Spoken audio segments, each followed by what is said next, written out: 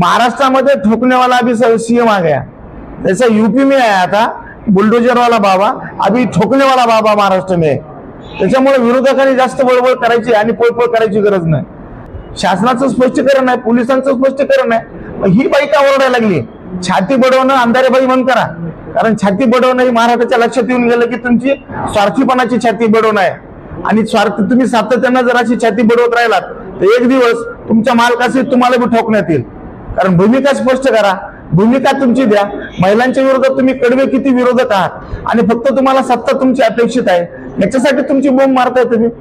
ते जर तुम्हाला तसंच वाटत असेल तर होय ठोकलं, तुम्हाला जे काय करता येईल ते विरोधकांनी करून घ्यावं.